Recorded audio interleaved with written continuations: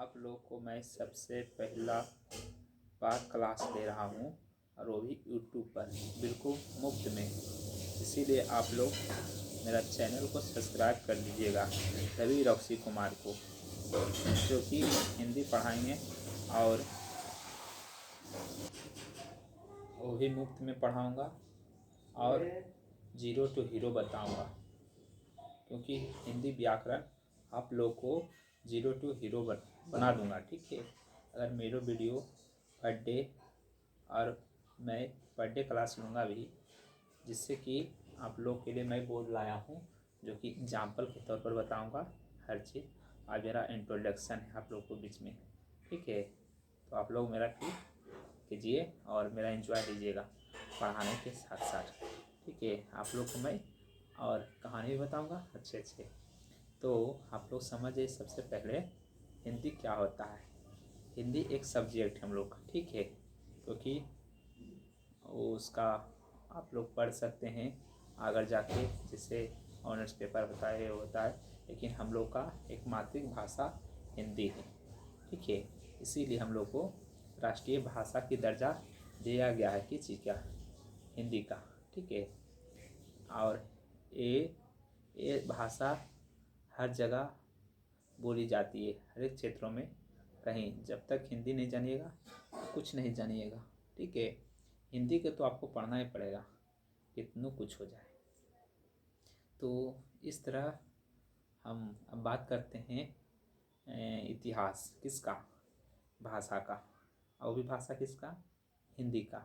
जो कि मैं आप लोगों को हिंदी ऐसा बता दूंगा, इतिहास आप लोग जानते होंगे, नहीं जानते होंगे तो मेरा इंट्रोडक्शन सुनिएगा आज का। ठीक है, और मैं आप लोग को बहुली बना दूंगा, साथ साथ मैं भी आप लोग के बीच में कुछ अच्छा कर जाऊंगा और मेरा भी करियर ठीक हो जाएगा। इसीलिए तो यूट्यूब पर फर्स्ट बार आप लोग के बीच में आ रहा हूँ, और जीरो टू हीरो बनाने के लिए।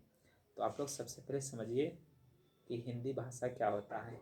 हिंदी भाषा को तो आप लोग जानते होंगे, ये विश्व की सबसे अधिक भाषा बोली जाने वाली भाषा है। ठीक है, और ये कम से कम तो 3000 भाषाओं में से एक है। ठीक है, यह विश्व के सबसे अधिक बोले जाने वाली भाषा है, जो कि भारत में सबसे अधिक भाषा क्या है? हिंदी बोली जाने वाली, क्योंकि इसी को हम तो राष्ट्र भाषा की दर्जा दिए हैं। ठीक है, और हमारा लोकसभा राज्यसभा ये सब हिंदी को ही पारित करते हैं, हिंदी भाषा को ही, क्योंकि ये सब राष्ट्रभाषा है। इसमें सबसे अधिक भाषा बोली जाने वाली यूपी, बिहार, उत्तराखंड वगैरह वगैरह जितने भी 28 राज्य है, सबसे ज़्यादा भाषा क्या है? हिंदी भाषा बोली जाने वाली है। तो आपको इतिहास बता रहे हैं हिंदी का, तो आप लोग समझिए। ठीक है, तो और हिंदी भाषा को बता रहे हैं, तो इससे पहले चौथी भाषा तो मेरा हिंदी है, लेकिन इससे पहले आप समझिए कि प्रथम भाषा क्या है पूरे विश्व में। सबसे आप समझते हुए चीन क्या है? सबसे बड़ा देश है, इसीलिए इससे हम मंदारिन भाषा वहाँ का है। सर्वप्रथम मंदारिन भाषा 1 नंबर पर आता है। दूसरा स्पेनिश, क्या है? स्पेनिश। तीसरा इंटरनेशनल लैंग्वेज यानी इंग्लिश।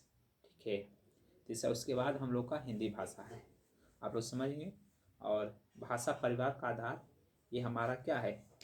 भारतीय परिवार की भाषा है, क्या है? हिंदी।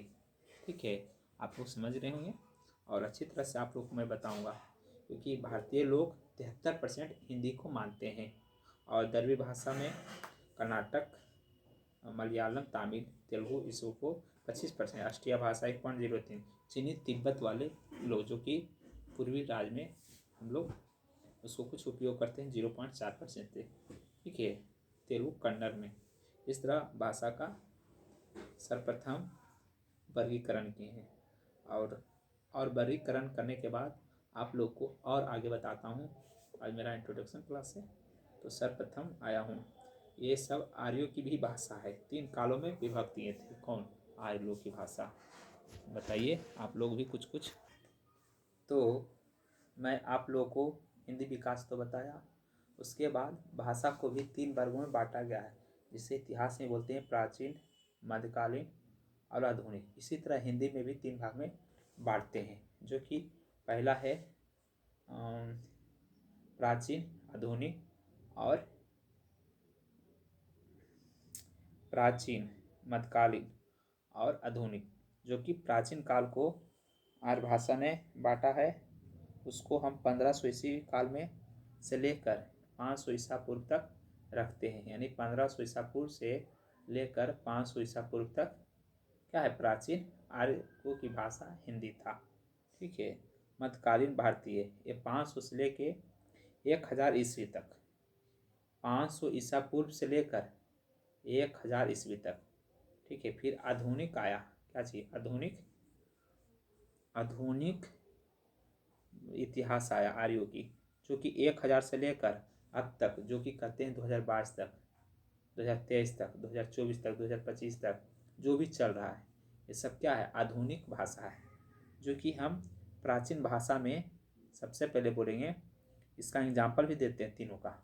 जो कि हम भारतीय इतिहास, भारतीय हिंदी को बताते हैं कि पहला जो है वैदिक संस्कृत, लैंगिक संस्कृत। ठीक है। मध्यकालीन भारत में पाली, प्राकृत, अपभ्रंश, इसके बाद और बताते हैं। तो इस तरह हम अब तीसरा बताते हैं, आधुनिक भारत में इतिहास जो बताते हैं। जैसे अभी हम लोग को क्या चलता है, बोलते हैं बंगाली है, असमिया है, गुजराती है, सिंधी है, कश्मीरी है, और बोलते हैं क्या बोलते हैं उसको, पंजाबी सिंधी हो गया, असमिया, गुजराती, जो भी भाषा है, मराठी उराठी, ये सब क्या है, आधुनिक भाषा है। पहले की भाषा वैदिक, फिर उसके बाद आया मध्यकालीन में पाली, प्राकृत, जो कि बोलते थे बुद्ध भगवान द्वारा ये सब भाषा आया गया था। ये सब मध्यकालीन हिंदी थी, जो कि आर्य द्वारा हम लोग जो भी जानते हैं बोलते हैं भारतीय, प्राचीन भारतीय आर्य भाषा। ठीक है।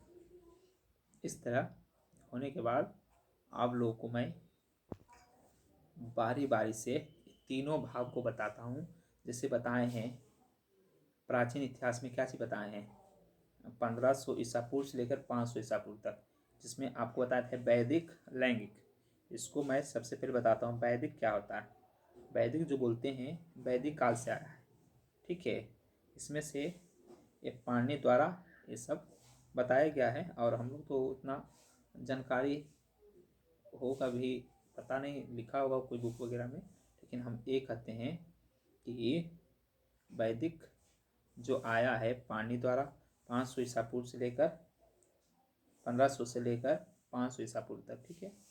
और दूसरा जो आया था लैंगिक, पाणिनि द्वारा ये भी संस्कृत भाषा से 1000 से 500 ईसा पूर्व। ठीक है। उसके बाद आप लोग को मैं दूसरा क्या था, मध्यकालीन भाषा।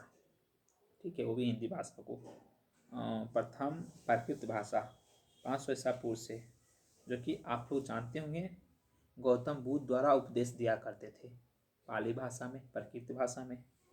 इस तरह से हम लोग, ठीक है, पाली जिसे आप लोग कहते हैं ना, पाली भाषा गौतम बुद्ध, प्राकृत भाषा कौन थे, महावीर स्वामी।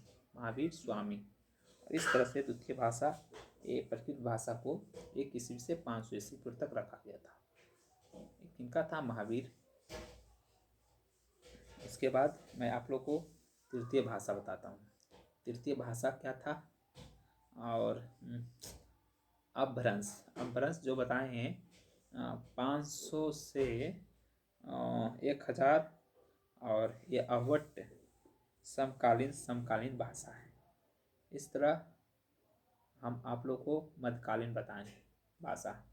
सबसे छोटी छोटी बात आप सीधा सीधी कहिए कि पाली और प्राकृत, पाली बुद्ध द्वारा, प्राकृत महावीर द्वारा। ठीक है। उसके बाद तीसरा हम लोग को अभी चल रहा है क्या है, आधुनिक भाषा, जो कि बोलते हैं प्राचीन हिंदी, मध्यकालीन हिंदी और आधुनिक हिंदी। 1000 से 1400, ठीक है, 1000 से नहीं 1100 से 1400 ईसा पूर्व तक मध्यकालीन भाषा, 1400 ईसा पूर्व से 1850 तक आधुनिक हिंदी भाषा, 1850 से लेकर अब तक। इसे प्राचीन भाषा, हिंदी भाषा में ये सब महमूद गौरी आया था, और मध्यकालीन हिंदी जो आया था, बोलते थे मध्यकालीन माने बाबर वगैरह ये सब। और उसके बाद आधुनिक हिंदी जो कि भारत संग्राम होने के बाद 1850, ऐसे तो 1857 हुआ, लेकिन उस समय से हम लोग का आ गया था क्या चीज़, आधुनिक भाषा से लेकर अब तक। आधुनिक भाषा में आप लोग को बताएंगे कि गुजराती भाषा, असमिया, गुजराती, मराठी, कन्नड़, तेलुगु, मलयालम, इस तरह से। ठीक है, आप लोग को मैं अच्छी तरह से बता दिया हूँ हिंदी का विकास।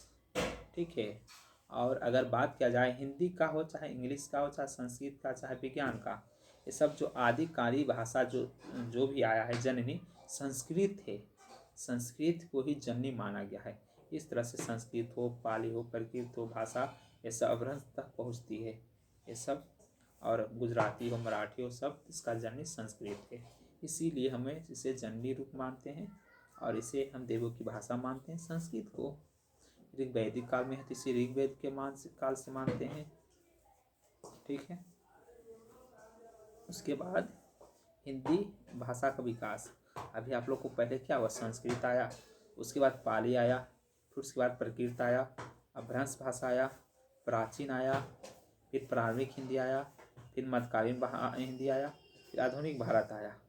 इस तरह से इसका संकेत हमने बताया। कहिए तो बोर्ड पर ही बताऊंगा, लेकिन इंट्रोडक्शन क्लास है, इंट्रोडक्शन में सारा चीज़ आज मैं बता दूंगा आप लोग को बीच में। ठीक है, और आप लोग मेरा दोस्तों के पास शेयर कीजिएगा।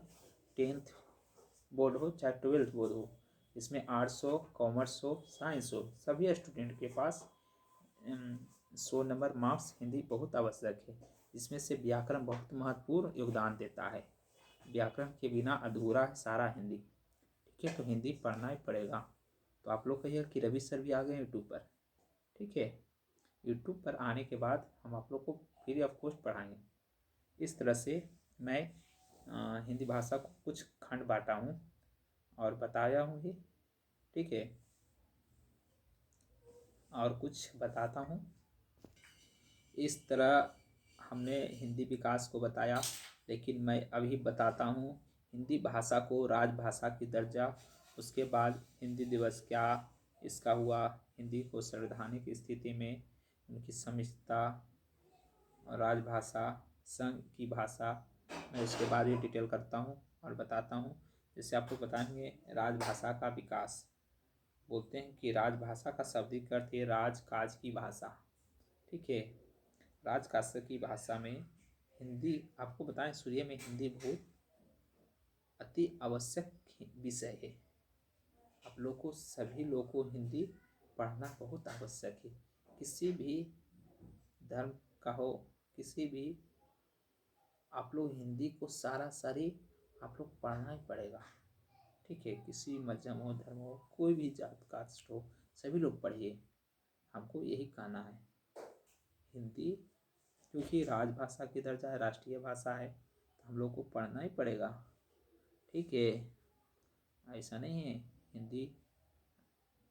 हिंदी का महत्व दिया गया है तो राजभाषा में बताया गया है।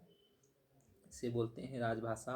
मेरा भी हिंदी है, और जिसे बोलते हैं यूपी का भी राजभाषा हिंदी है। राजभाषा होने के बावजूद भी हम लोग का राष्ट्रीय भाषा भी हिंदी है। इस तरह बताने के बाद आगे मैं बताता हूँ कि चलते हैं संवैधानिक शब्द। हिंदी को हम लोग 14 सितंबर 1949 ईस्वी को संवैधानिक रूप से राजभाषा की घोषणा किए थे। 14 सितंबर को हम लोग क्या मानते हैं, हिंदी दिवस। ठीक है, हिंदी दिवस होने के बावजूद हम लोग क्षेत्रीय भाषा में वर्तमान समय में कुछ हिंदी क्षेत्र में, इसमें राजकाज क्षेत्र में हिंदी का बहुत महत्व योगदान है। कहीं भी चलते हैं, कहीं भी रास्ते में, तो हिंदी का ही महत्वपूर्ण योगदान है। इंग्लिश तो बात की बात है, ये तो इंटरनेशनल लैंग्वेज है। हम लोग सबसे ज़्यादा कंप्यूटराइजेशन में हुआ इंग्लिश का यूज, लेकिन हिंदी का सारा यूज आपको हर जगहों में किया जाएगा। इसीलिए इसे राष्ट्रभाषा की दर्जा दिया गया है और राजभाषा भी है। इस तरह से होने के बाद हिंदी क्षेत्र में राजकाज, अन्य राज्य सरकारें अपनी अपनी भाषा को हिंदी में नहीं भी रखते हैं। जैसे मराठ में मराठी, पंजाब में पंजाबी, गुजरात में गुजराती, कर्नाटक में कन्नड़। ठीक है, इस तरह आप लोग हिंदी को राजभाषा के दर्जा दिया गया है। कब? जबकि स्वतंत्रता के बाद ये सब दिया गया है। उससे पहले तो हम लोगों के पास अंग्रेजी हुए दबाए था हम लोग को, तो उन्हीं का मनमानी राज चलता था। उसके बाद हम लोग का अपने सरकार आए तो हिंदी को ही राष्ट्र रूप के नाम से रखे हैं। हिंदी राष्ट्रीय भाषा है इस तरह। और जो कि 17 से हम लोग बोलते हैं ना, भाग 1, 2, 3, 4 के इस तरह से भाग 17 में राजभाषा का दर्जा दिया गया है, जो कि 343 से लेकर 351 तक अनुच्छेद राजभाषा के बारे में बताया गया, जो कि 8वीं अनुसूची में दिए गए हैं। और हिंदी, अंग्रेजी एवं प्रदेशी भाषा विरोधी दबाव से समस्त स्थापित प्रयास में दिया गया है। ठीक है, इस तरह से हम लोग को संसद में भी प्रयोग किए जाने वाली भाषा भी हिंदी है। ठीक है, ऐसे 2 भाषा का उल्लेख किया गया है, अंग्रेजी भी हिंदी भी। अंग्रेजी नहीं होगा तो अच्छा नहीं होगा, क्योंकि इंटरनेशनल लैंग्वेज है। कोई भी सरकार अगर चलाएगा तो देश आगमन होता है, और कोई भी भाषा तो अंग्रेजी नहीं होगा तो समझ में नहीं आएगा, क्योंकि इंटरनेशनल लैंग्वेज है। तो हम लोग का हिंदी है तो हिंदी को रखेगा इस तरह से। और राजभाषा संघ की भाषा आप लोग को बताए होंगे, जो कि 15 वर्ष की अवधि तक भाषा का प्रयोग किया जाने वाले चाहिए, जिसे प्रयोग में किया जाता है। इस तरह मैं आप लोगों को हिंदी भाषा को विकास करते हुए बताया हूँ और विकास कर रहा हूँ हिंदी भाषा को। इस तरह तो मैंने हिंदी का विकास तो बताया, लेकिन उसके उप भाषाएँ भी बताते हैं। इसमें से अलग अलग राज्यों में अलग अलग तरह की भाषाएं बोली जाती है। जैसे राजस्थान में हम लोग बोलते हैं मरवाड़ी, जयपुरी, मेवाती, मलावी। मैं जो 2-4 गो राज्य को नाम बताऊँ, जैसे हम लोग का बिहार है तो बिहार में हम लोग बोलते हैं मगही। ठीक है, मगही के बाद बोलते हैं हम लोग भोजपुरी, मैथिली भाषा। ये सब क्या बोलते हैं हम लोग, ये सब क्षेत्रीय भाषा में आता है। तो जैसे बोलते हैं भोजपुरी गाना होता है, मैथिली, और अभी बताए ना मगही वगैरह। और उसके बाद पश्चिम हिंदी, गौरवी, खड़ीवाली, ब्रजभाषा, बंदेली, कनौजी। और पहाड़ी बोलते हैं गुमुआ वाली, गढ़वाली। ये सब पहाड़ क्षेत्र में होता है। इस तरह से आप लोग को भाषा भी बताए हैं, भाषा का विकास भी बताया। इस तरह मैं आप लोगों को बताऊंगा कि ब्रजभाषा, अवधी भाषा, भोजपुरी भाषा, मैथिली भाषा। इस तरह से मैं आप लोगों को, जैसे ब्रजभाषा में बोलते हैं हम लोग रचनाकार भक्तिकालीन सूर्यदास द्वारा, तुलसीदास, नव रसखान, रहीम आदि। अवधी में हम लोग बोलते हैं कि जैसे अवधी माने अयोध्या माने अवध के लोग को अवधी भाषा, यानी यूपी के जितना भी लगभग भाषा होगा, जैसे उसमें कुछ जिला होगा, गांव होगा। जिस तरह से इलाहाबाद बोले तो फतेहपुर बोले, मिर्ज़ापुर बोले, सीतामढ़ी, फैजाबाद, बनारस वगैरह, ये सब जो भी अवध की भाषा होता है। उसके बाद हम लोग भोजपुरी भाषा में, बिहार में सबसे ज़्यादा अधिक बोली जाने भाषा है। यूपी में कुछ भी वहाँ भी भोजपुरी कुछ चलता है। बिहार में लगभग तो सभी जगह, जैसे भोजपुर जिला जो हम लोग बोलते हैं, और जौनपुर होगा, गाजीपुर होगा, बलिया होगा, गोरखपुर, देवरिया, जमगढ़, जो कि यूपी से आप लोगों को बता रहा हूँ। यूपी का भी भाषा भोजपुरी कुछ जगह, बहुत जगह बोली जाती है, कुछ बहुत जिलों में। और बिहार के तो समझिए कि लगभग कम से कम तो कहे तो कम से कम तो 50-40% लोग भोजपुरी भाषा में बात करते हैं। सारण में, जवान में, भभुआ में, सासाराम हुआ, और भोजपुरी पटना में मिक्स में है। नालंदा भी आ गया, कुछ कुछ भाषा बोलते हैं। गोपालगंज, पूर्वी चंपारण, पश्चिमी चंपारण, आपको बस्ती बोलते हैं, बक्सर, रोहतास। इस तरह से सिवान, गोपालगंज, इस तरह जगह पर भी भोजपुरी लोग बोलते हैं। और इस तरह से मिक्स भाषा होते हैं। इसमें से भोजपुरी के शेक्सपियर भी जगदीशपुर चंद्र मथुरा को कहा गया है। इन्हीं के आया था, भिखारी ठाकुर प्रसाद हुए थे। और क्या बोलें, चलिए यहाँ यहाँ तक तो आप लोग को विकास हिंदी के बारे में बताया हूँ, और जो भी पॉइंट अच्छा लगा आप लोग नोट्स कीजिएगा और मेरा बातों को अमल कीजिए। नहीं नहीं, फिर उसके बाद हम लोग जिसे बोलते हैं ना मैथिली के क्षेत्र, मैथिली में भी बहुत अच्छा भाषा प्रयोग किया है, जिसमें से हमारे जिला बहुत से आते हैं, और दरभंगा हुआ, मधुबनी हुआ, मुजफ्फरपुर हुआ, और क्या बोलते हैं उधर कटिहार, पूर्णिया, मुंगेर, जो कि आदि क्षेत्रों में मैथिली का प्रयोग अच्छी तरह से किया जाता है, अच्छे भाषा से किया जाता है। मैथिली बहुत ही अच्छे शब्द होते हैं, इसीलिए तो बोलते हैं मैथिली के कवि विद्यापतित है। विद्यापतित किस किस किस भाषा के कवि? मैथिली भाषा के, इन्हीं द्वारा क्या है मैथिली भाषा बताया गया। इसीलिए हम लोग क्या बोलते हैं मुजफ्फरपुर, दरभंगा, पूर्णिया, मुंगेर, ये सब क्या है मैथिली का ही प्रयोग किया जाता है। इस तरह हम लोग आप लोग को मैं मैथिली, भोजपुरी, अवध, भोजपुर ये सब भाषा तो बता दिया हूँ, लेकिन देवनागरी लिपि कैसे आया, कैसे इसकी जर्नी हुआ मैं बताता हूँ। जो कि ये हम लोग को क्या होता है बोलते हैं